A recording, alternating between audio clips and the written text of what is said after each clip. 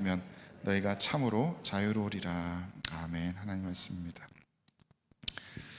예수님께서 오늘 이 본문 말씀 통해서 위대한 선포를 하십니다. 진리를 알지니 진리가 너희를 자유롭게 하리라 하셨습니다. 여기서 주님께서 말하는 진리라는 것이 보통 우리가 흔히 생각하기에는 어떤 신학적인 명제들, 신학적인 가르침들, 그런 거라고 생각하기가 쉽습니다. 그래서 진리를 안다는 것이 진리에 대한 깨달음, 진리에 대한 더 깊은 이해, 영적인 깨달음, 그런 것으로 이해하기가 쉽습니다.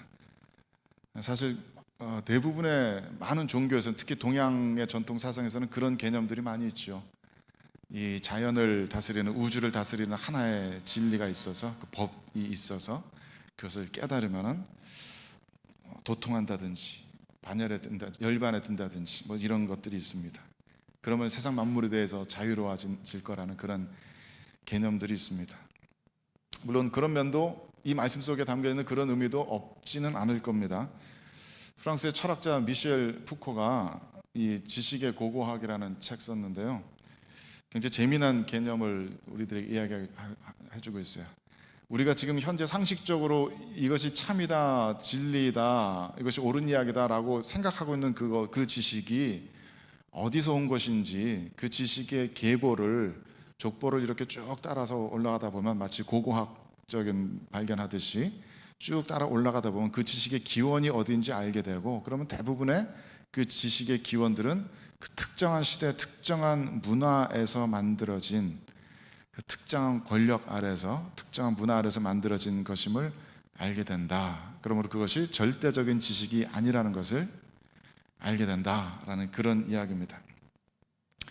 비슷한 이야기를 유발 하라리라는 그 학자도 얘기하는데, 이런 예를 들어서 얘기하고 있습니다. 지금 북미 지역의 주택들은 거의 대부분 이렇게 앞에 잔디를 깔아 놓잖아요.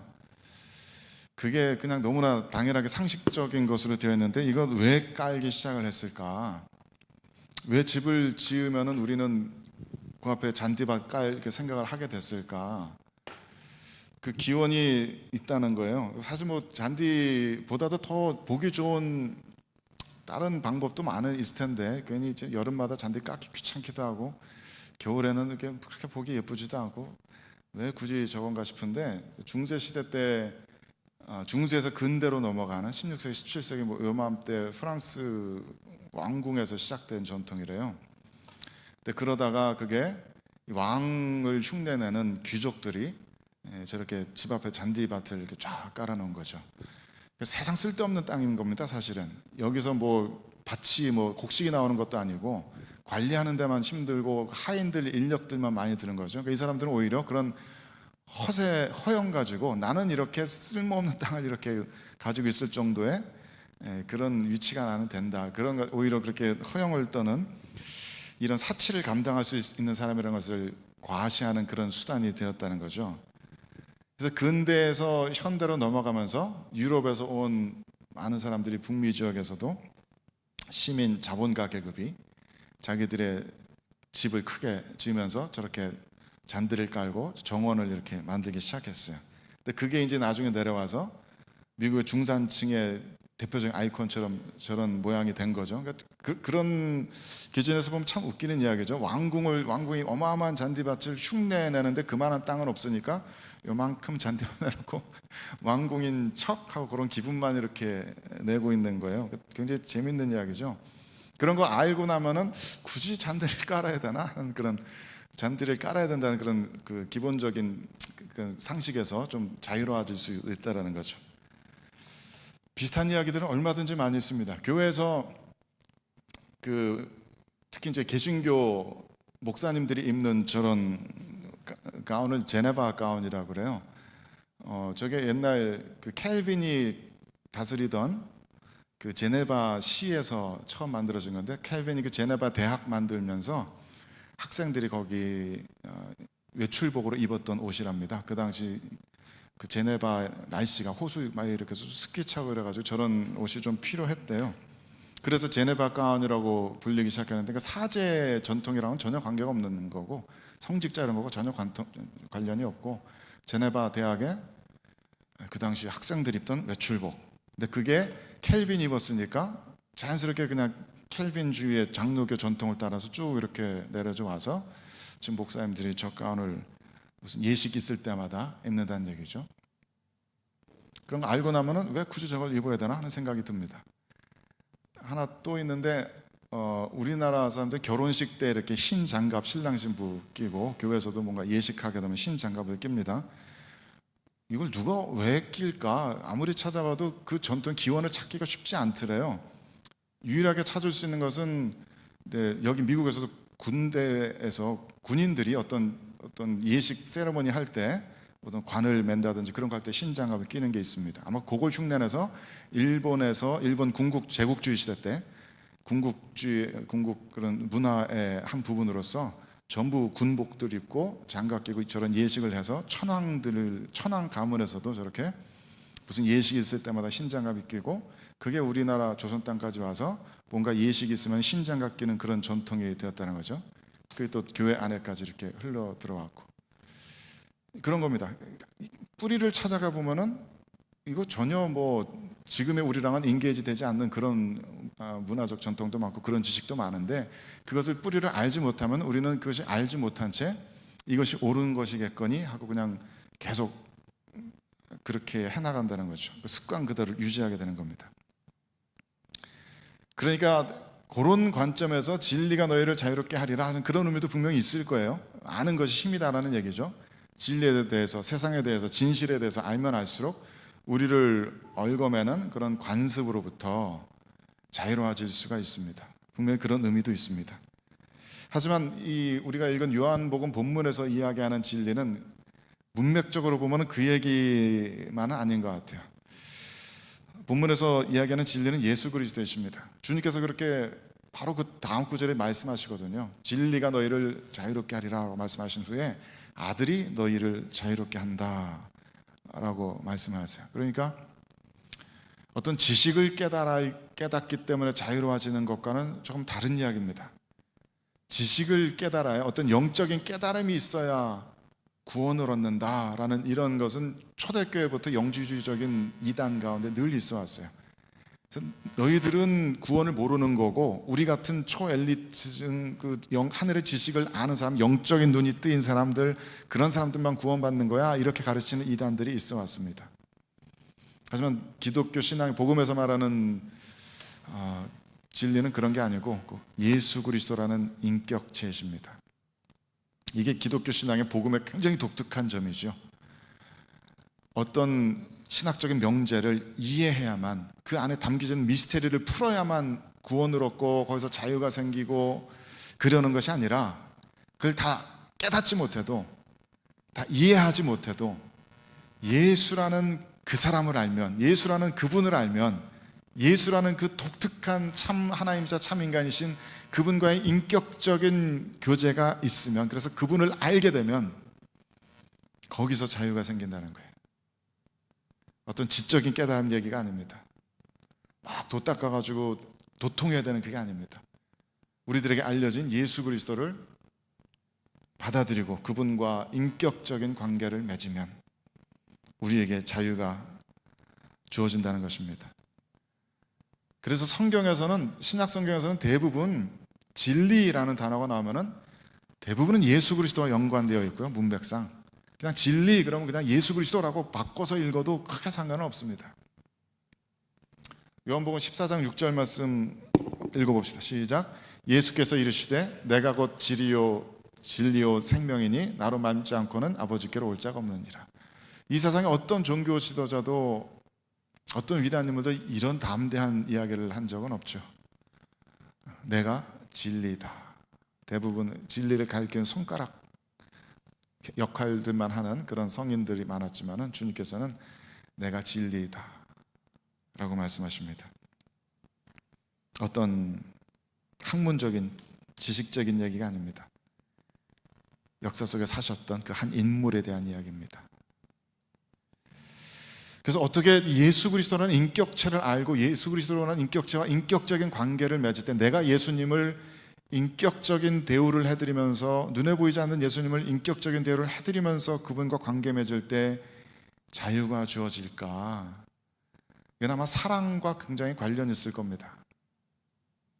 그분을 사랑하기 때문에 우리가 자유로워질 수 있는 걸 거예요. 사랑은 자유를 가져다 줍니다. 아이를 낳은 엄마들 보면은 갑자기 처녀 때 막 쑥스럽고 막 그러다 갑자기 아기 낳으면 막 자유로워지는 걸 볼 수 있어요. 세상적인 관습으로부터, 사람들 눈치로부터. 사랑이 힘입니다.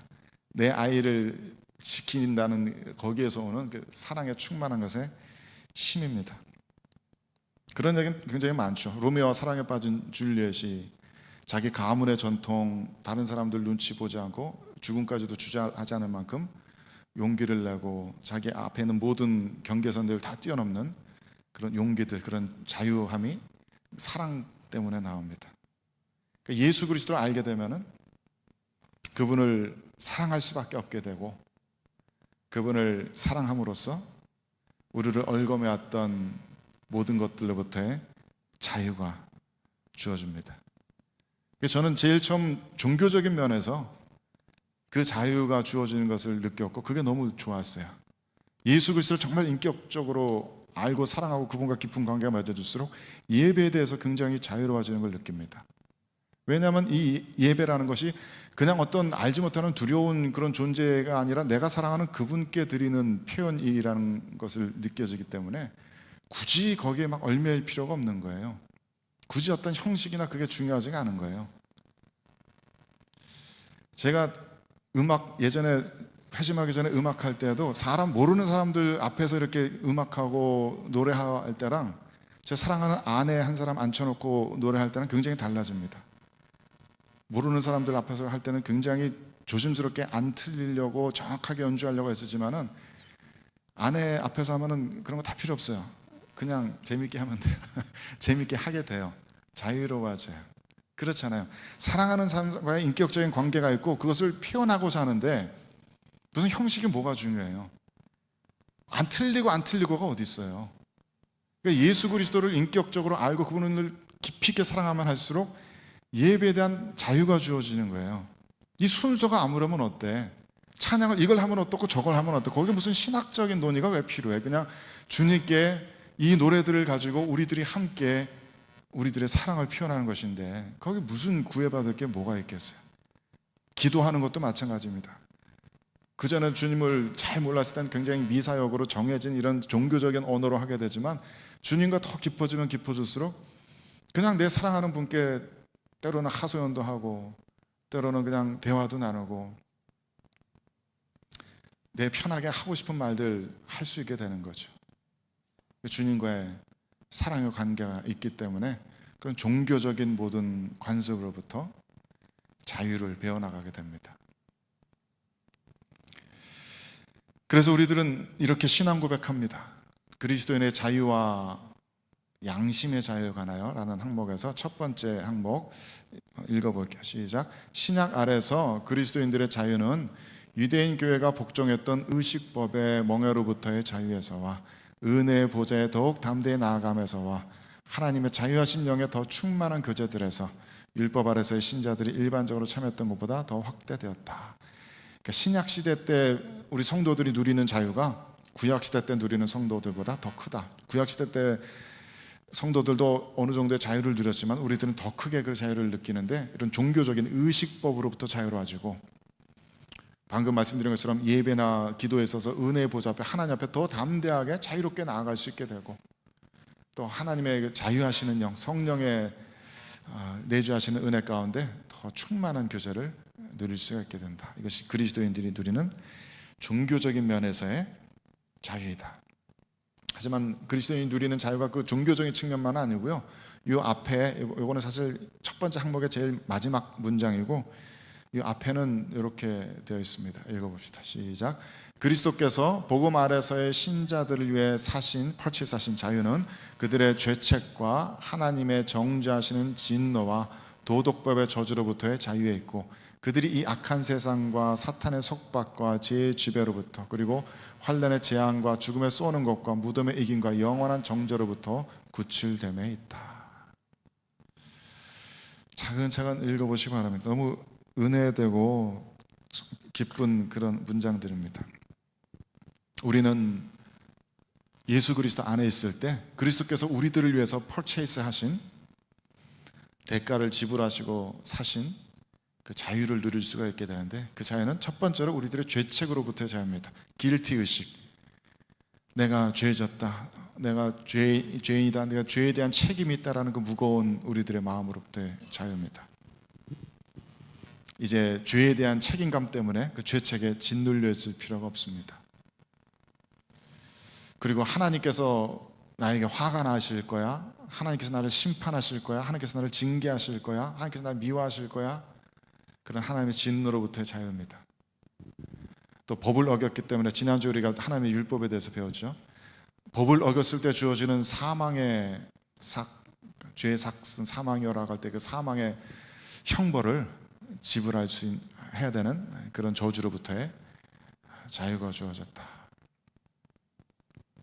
구약시대 때 모든 율법이 가르쳐주고 선포하고 그것 때문에 사람들을 공포에 몰아넣었던 그런 모든 것으로부터 우리는 자유로워진다.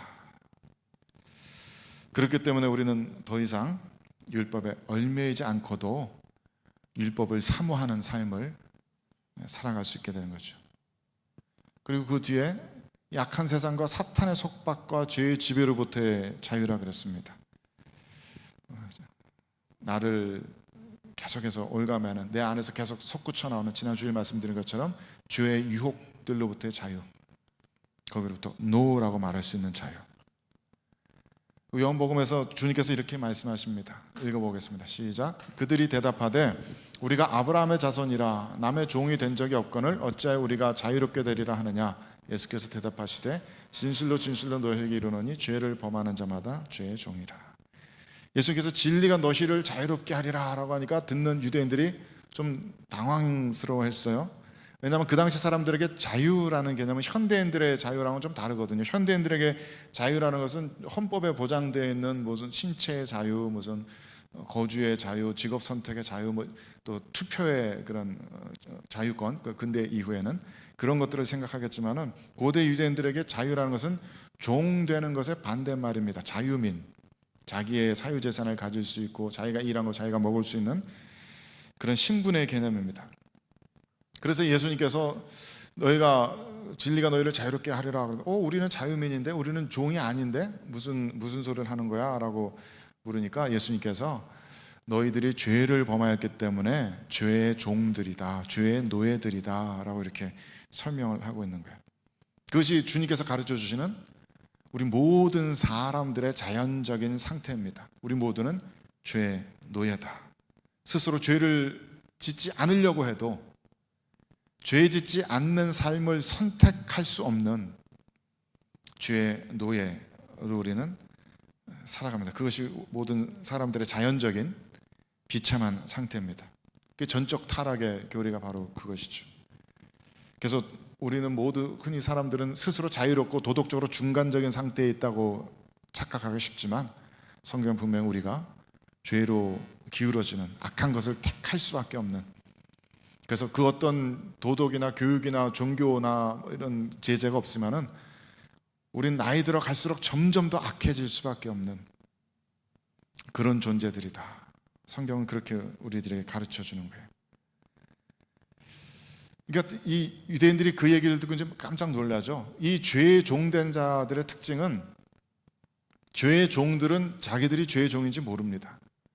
그건 죄의 종의 상태에서 빠져나왔을 때만 보이는 거예요. 죄의 종의 상태에서 빠져나왔을 때야 비로소 내가 지금까지 얼마나 죄의 노예로서 살아왔는가, 내가 얼마나 내 스스로 원하는 대로 선한 일들, 거룩한 일들을 하지 못하면서 내가 원하지 않는 죄의 일들을 저지르면서 살아왔는가, 그걸 비로소 깨닫게 돼요. 죄의 노예에 있을 때는 이미 자기의 의지가 죄로 물들었고 지성이 죄로 물들었고 감성이 죄로 물들었기 때문에 죄가 좋아 보이고 거기에 대한 호감이 있고 그것을 짓고자 하는 의지가 막 생기기 때문에 자기가 그런 죄의 노예 상태가 있다는 걸 모르고 그게 자기의 마음, 자기의 뜻인 줄로 알아요. 하지만 죄의 상태, 노예 상태로 빠져나오면 비로소 내 안에 그 싸움이 시작되는 거죠. 죄 짓고자 하는 유혹과 이것은 옳지 않다라고 분별할 수 있는 마음 사이에 싸움이 생기기 때문에 그 이전에 죄의 노예 상태와는 다른 상태가 되는 겁니다. 그래서 내 안에 얼마나 끔찍한 죄악들이 계속해서 활동하는지 비로소 그런 것들이 선명하게 깨달아지기 시작하는 거죠. 그래서 예수님을 알아야만, 예수님에 대한 사랑에 빠져야만 우리가 죄의 노예 상태로 살았다는 것을 깨닫게 되는 겁니다. 그 전에는 내가 그냥 온통 죄가운데 둘러싸였기 때문에 기준이 없어요. 그냥 내가 옳은 줄 알아요. 하지만 예수 그리스도를 만나고 나면, 그분의 그 영광스러운 빛에 노출되고 나면, 그분의 영광을 바라보고 나면, 그분이 얼마나 거룩하시고 얼마나 아름다우시고 얼마나 존귀하신 분인가를 보고 나면은 그 영광의 빛 앞에 나 스스로를 비춰보지 않을 수가 없고, 그때서야 비로소 와, 내가 엄청난 죄인이구나, 내가 죄 가운데 뒹굴며 살아오고 있었구나, 그걸 비로소 깨닫게 되는 거예요. 예수님을 알아야만, 예수님을 보아야만, 예수님과의 인격적인 관계 가운데 예수님을 사랑하고 사모해야만 비로소 나의 죄성이 보이는 겁니다. 그렇게 해서 스스로의 죄를 혐오하게 되면서 비로소 죄의 멍에를 벗을 수 있게 되는 거죠. 그런 상태를 가리켜서 하나님께서는 의롭다라고 칭해 주시는 겁니다. 아직 완전한 의에 도달한 것은 아니지만 최소한 죄라는 적군에 항복하지 않고, 끌려다니지 않고 죄와 싸우는 상태, 거기에 항복되어 있지 않은 상태, 힘겨울지언정 죄와 계속해서 대적하고 있는 상태, 그것이 창조주께서 우리들에게 원하셨던 모습, 창조주와의 올바른 관계, 의로운 자의 모습인 겁니다. 그래서 이 자유의 교리는 특히 우리 개신교인들에게는 굉장히 중요한 교리죠. 왜냐하면 이 교리 때문에, 이 교리로 인해서 우리가 비로소 로만 캐톨릭으로부터 벗어나고 그들의 잘못된 가르침과 싸울 수 있었기 때문이에요. 로만 캐톨릭은 성경을 올바로 해석할 수 있는 그 오토리티가 오직 교황에게만 있다고 가르쳤어요. 성경 여러 가지 해석 중에 교황이 말하고 교황이 반포하는, 교황의 이름으로 반포되는 그것이 올바른 해석이라고 가르쳤기 때문에 교황 아래에 있는 그 어떤 교회, 어떤 성직자들도 그것과 다른 이야기를 할 수가 없었습니다. 그래서 교황이 만약에 교황 그 한 사람이 잘못된 교리를 전한다면 온 세상의 모든 교회는 잘못된 교리를 따라가게 되는 그런 구조가 되는 거죠. 그래서 우리 조상들이 연옥에 가게 되었으니까 당신들이 헌금을 내면은 조상들의 영혼이 연옥에서 풀려나서 천국에 간다라고 하는 전혀 성경적이지 않은 그런 허황된 얘기를 가르쳐도 다른 모든 교회들이, 모든 성직자들이, 모든 성도들이 그런 교리를 따라갈 수밖에 없는 그런 구조인 겁니다.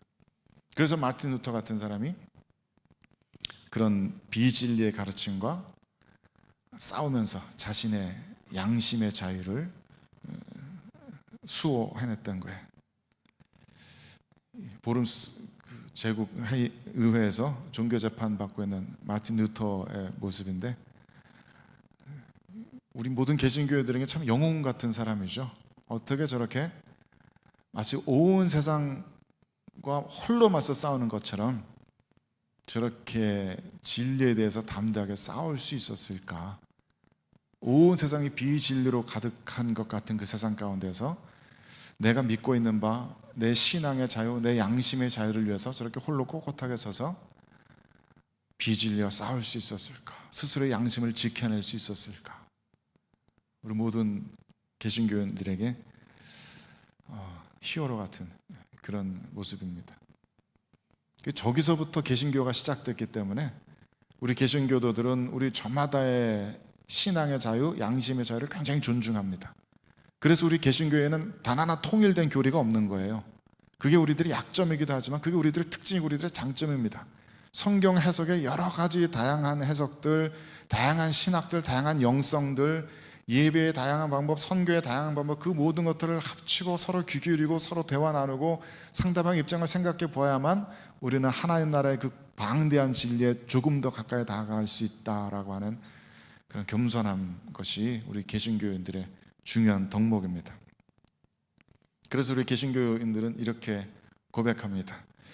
하나님께서만이 양심의 주인이시며 그런 그것을 믿음이나 예배의 문제들에 있어서 그의 말씀에 반대되거나 혹은 그것을 벗어나는 사람들의 교리와 계명들로부터 자유하게 하셨다.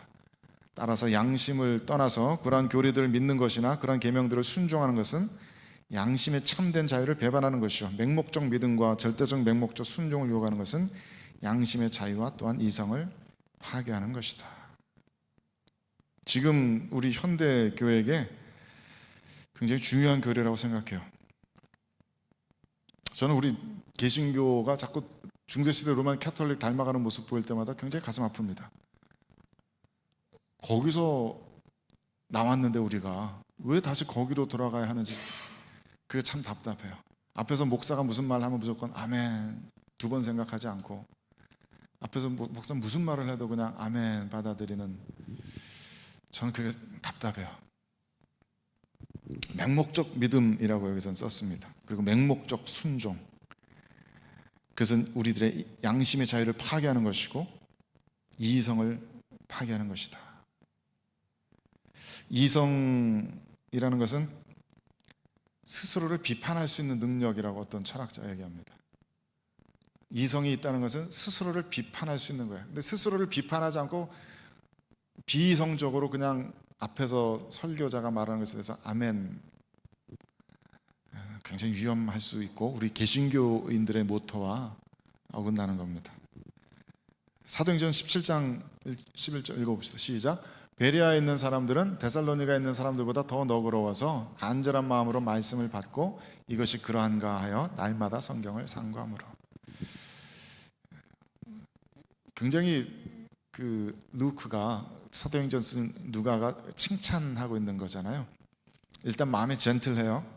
그래서 말씀 받을 때는 간절하게 받아요. 하지만 거기서 무조건적으로 받아들이고 끝나는 것이 아니라 그 다음에 받은 다음에 열린 마음으로 받은 다음에 정말 그런가? 성경을 열심히 들여다봅니다.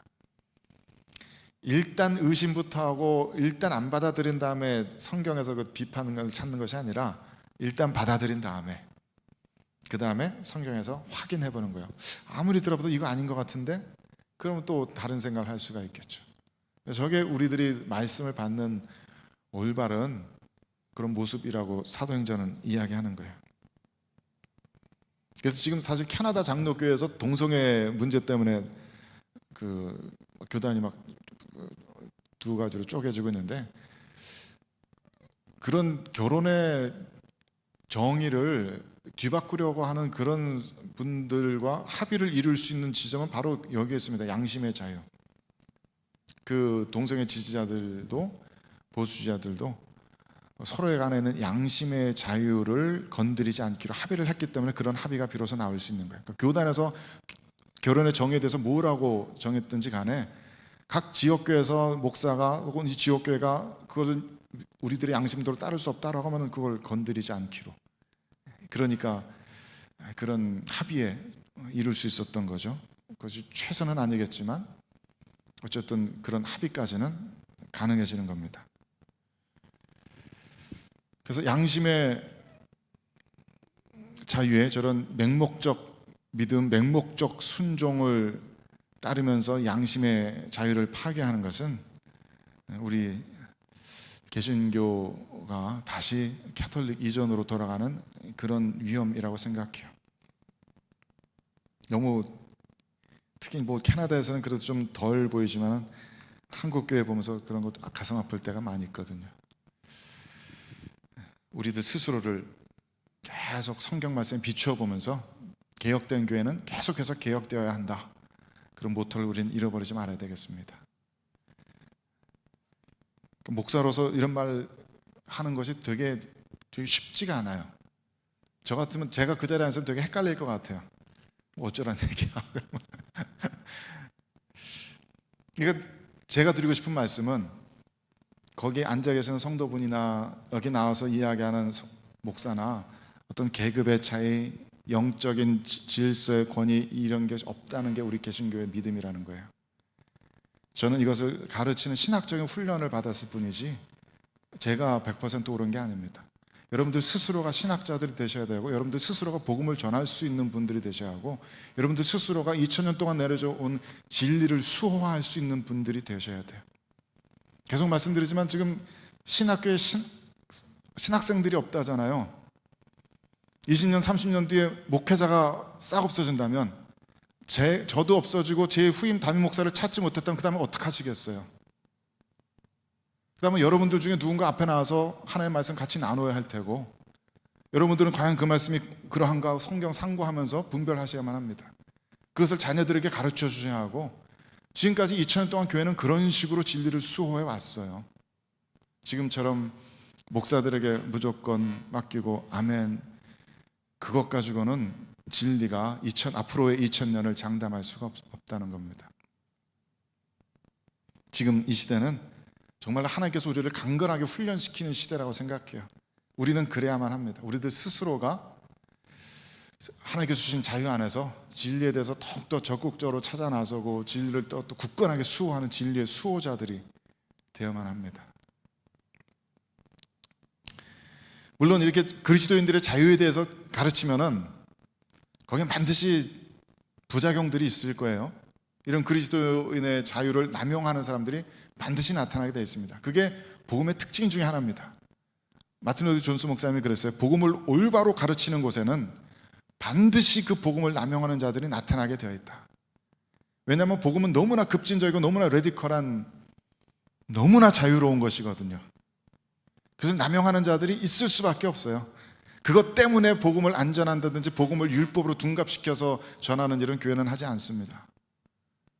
복음을 받아들이는 자들이 어떻게 남용하든지 이것은 하나님께서 다루실 일이고, 어쨌든 복음은 복음 그대로 전해야 합니다. 하지만 그 가운데서 교회는 최소한의 제한들을 두려고 노력을 하는 거죠.